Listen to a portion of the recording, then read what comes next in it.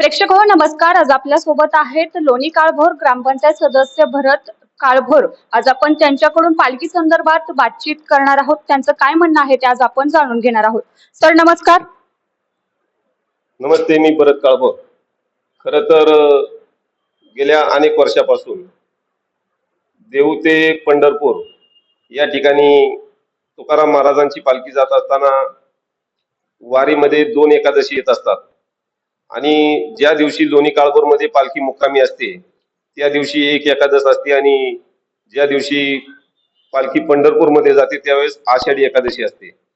खरं तर लोणी काळभोरच्या परंपरेमध्ये पालखी मुक्कामी असताना ती पांडुरंगाच्या मंदिरात आषाढी एकादशीच्या दिवशी जी मुक्काम होत होता.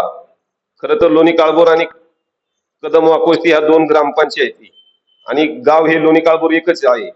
लोणी काळभोर गावाने संस्थांना त्या ठिकाणी जागा दिलेली आहे.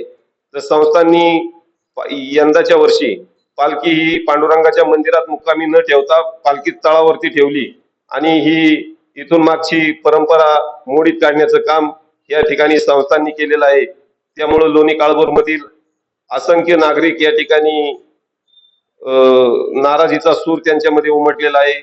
सर्वांची मागणी हीच होती की पांडुरंगाच्या मंदिरात आषाढी एकादशीच्या दिवशी पालखी मुक्कामी असावी. जरी जागा गावाने संस्थांना जरी दिलेली असेल तरी त्या संस्थांनी त्या जागेचा वापर दिंड्या उतरवण्यासाठी किंवा त्यांच्या इतर सामुग्रीसाठी त्याचा वापर करावा आणि इथून पुढे तरी एकादशीच्या दिवशी पांडुरंगाच्या मंदिरात पालखीचा मुक्काम ठेवावा ही नागरिकांच्या वतीने संस्थांना या ठिकाणी विनंती करण्यात येत आहे.